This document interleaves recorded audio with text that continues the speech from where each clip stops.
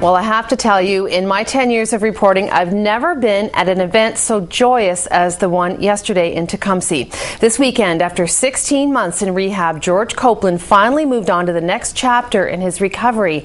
And with the help of our community, he did it in style. The CBC's Dennis Porter was there.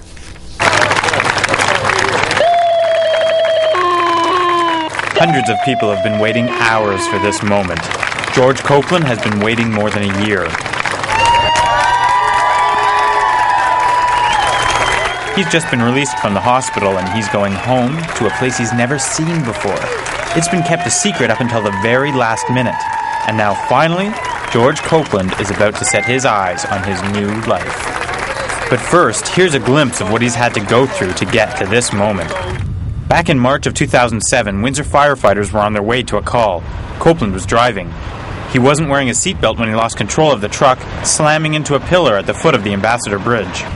Things looked grim for Copeland. He lived at the hospital, pushing himself through extensive rehab. While back at the fire station, his friends launched a plan. If he was ever going to leave the hospital, George Copeland needed a handicapped, accessible house.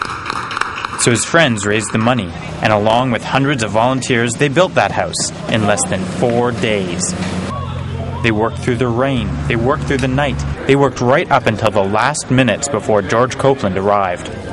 Finally, after living at the hospital for 16 months, he was ready to see his brand new home. Fire truck drivers!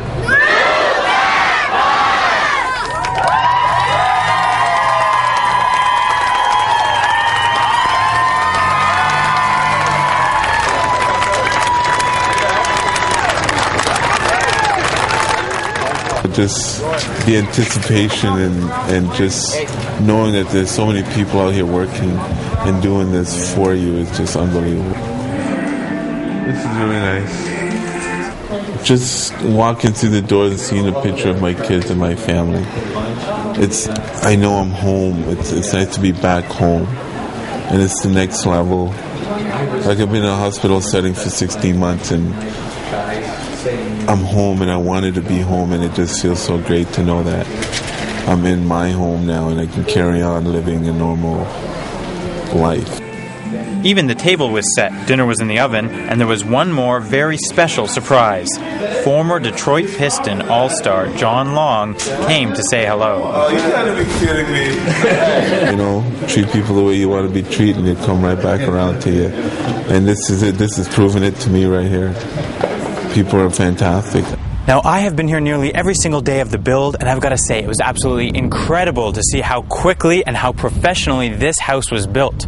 They even brought in firefighters from Toronto and the United States to build it up so quickly. Now, George, he still has a long way to go in his rehabilitation, but as he said after he saw the house, I've been ready to work, I just need a place to work, and I got it. Dennis Porter, CBC News, Tecumseh.